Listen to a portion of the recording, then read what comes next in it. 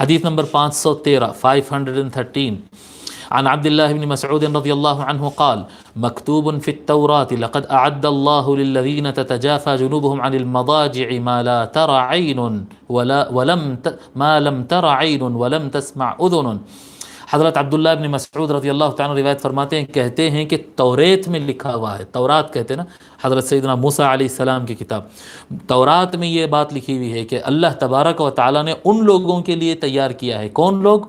وہ لوگ جن کے پہلو، جن کے بازو جو ہے زمین بستر پر ٹکتے نہیں، مضاجع سونے کی جگہوں پر ٹکتے نہیں، یعنی وہ رات کو سو نہیں پاتے، اٹھتے اللہ کی عبادت کرتے، ان کا من عبادت میں ہوتا ہے. ان کے لیے اللہ تبارک و تعالیٰ نے ایسی چیز تیار کی ہے جس کو کسی آنکھ نے نہیں دیکھا، ما لم تر عین، ایسی چیز تیار رکھا ہے ان کے لیے جس کو کبھی کسی نے دیکھا نہیں. ولم تسمع اذن، کوئی کان اس سے متعلق سنا نہیں.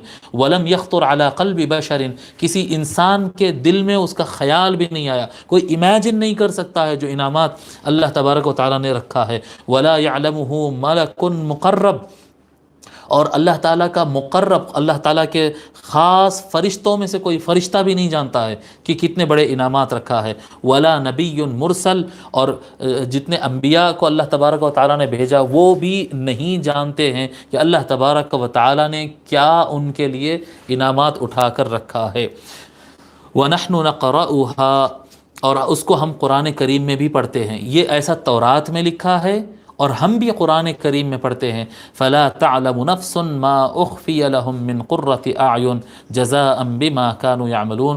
بس کوئی جان نہیں جاتی، یہ قرآن کی آیت ہے، کوئی جان، کوئی نفس نہیں جانتی ما اخفی لہم من قرۃ اعین، کہ کیا ان کے لیے آنکھوں کے ٹھنڈک کا سامان اور انعام تیار کر کے رکھا گیا ہے. جزاء بما كانوا يعملون، وہ جو کچھ آج زمین میں کام کر رہے ہیں اس کے انعام کے طور پر. یہ جو راتوں کو عبادت کرتے ہیں ان کے انعام کے طور پر جو اللہ تعالیٰ نے رکھا ہے وہ کوئی انسان نہیں جانتا. اس کو امام حاکم نے روایت کیا.